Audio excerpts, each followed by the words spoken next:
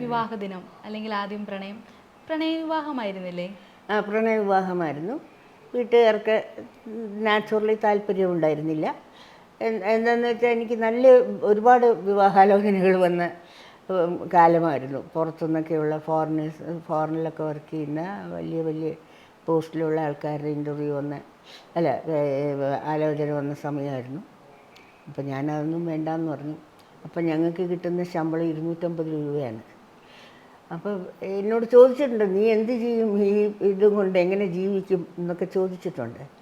പക്ഷേ എനിക്കെന്തോ ആ ശമ്പളത്തിനേക്കാട്ടിലും അദ്ദേഹത്തിൻ്റെ ഒരു മാനസികമായ പ്രത്യേക സ്വഭാവം, അദ്ദേഹത്തിൻ്റെ രീതികൾ എനിക്ക് ഭയങ്കര ഇഷ്ടമായിരുന്നു. അതുകൊണ്ട് എനിക്കത് ആർക്കും അദ്ദേഹത്തിനെ വിട്ടുകൊടുക്കാൻ എനിക്ക് താല്പര്യം ഉണ്ടായിരുന്നില്ല എന്ന് വേണമെങ്കിൽ പറയാം. ആരായിരുന്നു ആദ്യം പ്രണയം പറഞ്ഞത്? അദ്ദേഹം തന്നെ. ആ ദിവസം എനിക്കങ്ങനെ സങ്കല്പിക്കാനും ഒക്കെ ഇല്ലായിരുന്നു.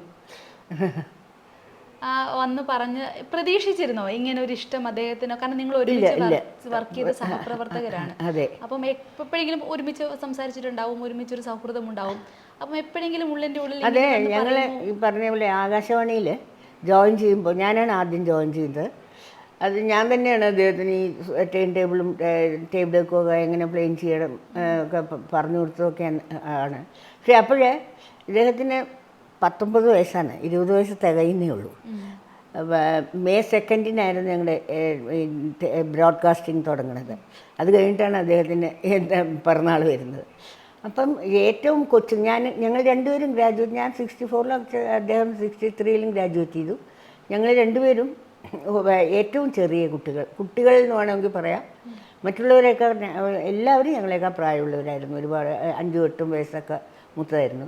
നാച്ചുറലായിട്ട് ഞങ്ങൾ ഏറ്റവും ചെറിയ ആൾക്കാർ തമ്മിലുള്ള ഒരു അടുപ്പം ഉണ്ടായി എന്ന് വെച്ചാൽ പറയാം. ഞങ്ങൾ ഒരുമിച്ച് ഡ്യൂട്ടി വളരെ കുറച്ച് സമയത്തേ ഉണ്ടാവുള്ളൂ. 3 അനൗൺസേഴ്സ് ആയിരുന്നു. വെൺമണി വിഷ്ണു ഞങ്ങൾ രണ്ടുപേരുമായിരുന്നു. അപ്പോൾ 3 ഷിഫ്റ്റിലായിട്ടാണ് വരിക. ചിലപ്പോൾ രാവിലെ 5 തൊട്ട് ഉച്ചയ്ക്ക് 2 മണി വരെയുള്ള ആളും രാവിലെ 10 തൊട്ട് വൈകുന്നേരം 5 മണി വരെയുള്ള ആളും 2 മണിക്കൂർ ഒന്നിച്ചുണ്ടാവും. അപ്പോൾ പലപ്പോഴും ഞങ്ങൾ തനിച്ചായി പോകുന്ന സന്ദർഭം ട്രാൻസ്മിഷൻ എക്സിക്യൂട്ടീവ് ഉണ്ടാവും. ചില ദിവസം ട്രാൻസ്മിഷൻ എക്സിക്യൂട്ടീവ് ലീവോ അങ്ങനെ ആയിക്കഴിഞ്ഞാൽ ഇവർ രണ്ടുപേരും മാത്രമാവും.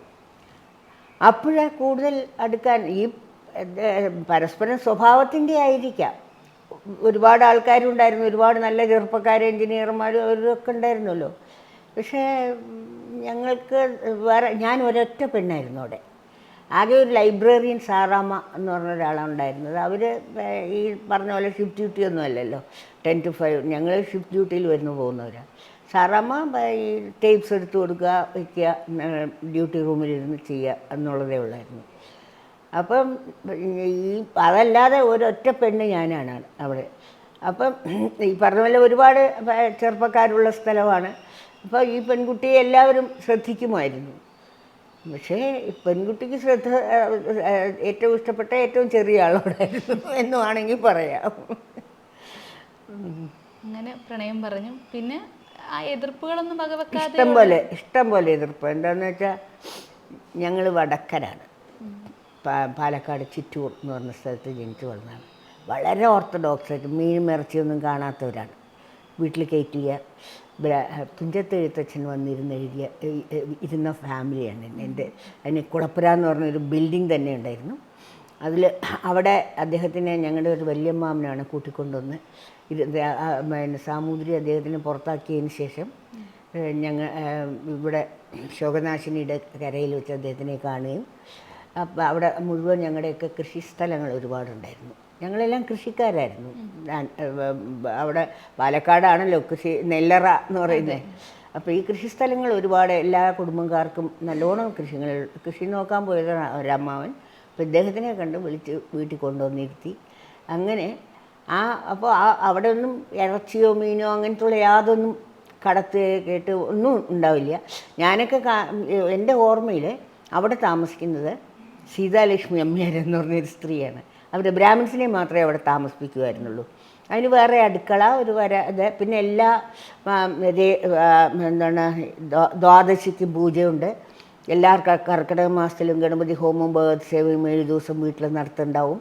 അങ്ങനെ രാവിലെ എണീറ്റ തൊട്ടപ്പുറത്ത് ലങ്കേശ്വരം ക്ഷേത്രമാണ്, വലിയ തീർത്ഥക്കുളമാണ്. അവിടെ കുളിച്ച് അമ്പലത്തിൽ പോയി തൊഴുത് പ്രസാദം തീർത്ഥം കൊണ്ടുവന്ന് തന്നിട്ട് ഞങ്ങൾക്കൊക്കെ കാപ്പി പോലും കിട്ടുള്ളൂ. അങ്ങനെ ഒരു അന്തരീക്ഷത്തിലാണ് ഞാൻ വളർന്നു വന്നത്. അതെ അതെ അതെ, വളരെ അതിൽ നിന്ന് ഒരിക്കലും അവർക്കൊക്കെ ശരിക്കും പറഞ്ഞാൽ എറണാകുളത്തിന് ഇങ്ങോട്ടുള്ള ആൾക്കാർ പേടിയായിരുന്നു. ആൾക്കാർ എങ്ങനെയാണ് അവർ വളരെ ഡിഫറെൻ്റാണ് ജീവിതമേ. അപ്പോൾ താല്പര്യമേ ഉണ്ടായിരുന്നില്ല, അവർക്കാർക്കും താല്പര്യം ഉണ്ടായിരുന്നില്ല. പിന്നെ ഞങ്ങൾ തമ്മിലുള്ള പ്രായത്തിൻ്റെ അതും ഒരു പെൺകുട്ടിക്ക് എന്തെങ്കിലും ഒരു 4-5 വയസ്സെങ്കിലും മൂത്ത ഒരാൾ വേണം, ഭർത്താവ് നോക്കാൻ കഴിവുള്ള ആൾ വേണം എന്നുള്ളൊരു സങ്കല്പമാണല്ലോ എല്ലാവരുടെയും. അതിൽ നിന്ന് മാറിയിട്ട് അവർക്ക് സങ്കല്പിക്കാനും പറ്റുന്നുണ്ടായിരുന്നില്ല.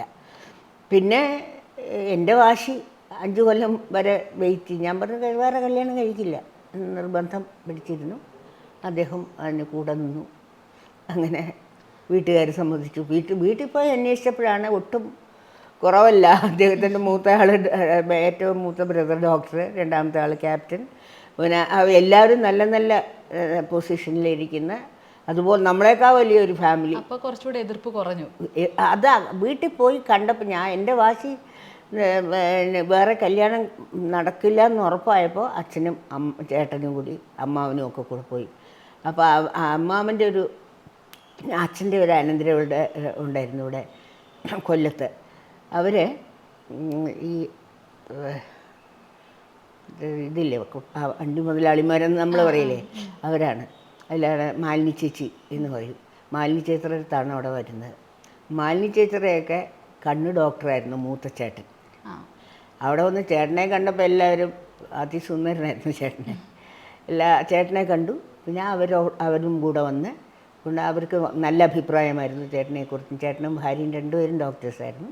അങ്ങനെ ചേട്ടൻ്റെ ഒപ്പം വീട്ടിൽ വന്നു. പിന്നെ എല്ലാം ഓക്കെ ആയി. ചേട്ടനെ കണ്ടതോടെ എല്ലാവർക്കും മാലിനി ചേച്ചിയുടെ സപ്പോർട്ടും അത് വളരെ ഇതായി. അങ്ങനെ ഈ മണ്ണാന്തൊടിയിലെ ജയകൃഷ്ണൻ്റെയും രാധയുടെയും ഏതാണ്ട് ഒരു വിവാഹ ആ ഒരു സമയത്തെ പോലെ അങ്ങനത്തെ ഒരു അത് അല്ല, മണ്ണാർത്തൊടി ജയകൃഷ്ണൻ അത് വേറെ ക്യാരക്ടറാണ്, ലിവിങ് ക്യാരക്ടറാണ്, ഇപ്പോഴും ഉണ്ട്. ഞാൻ കഴിഞ്ഞ മാസം പോയി കണ്ടിരുന്നു അദ്ദേഹത്തിനെ. അത് വേറെയാണ്. അത് ആ രാധയും ഈ രാധയ്ക്കും തമ്മിൽ യാതൊരു ബന്ധവുമില്ല. എന്തായാലും 5 വർഷത്തെ പ്രണയ സാഫല്യമായിരുന്നു വിവാഹത്തിൽ. അതെ അതെ അതെ അതെ.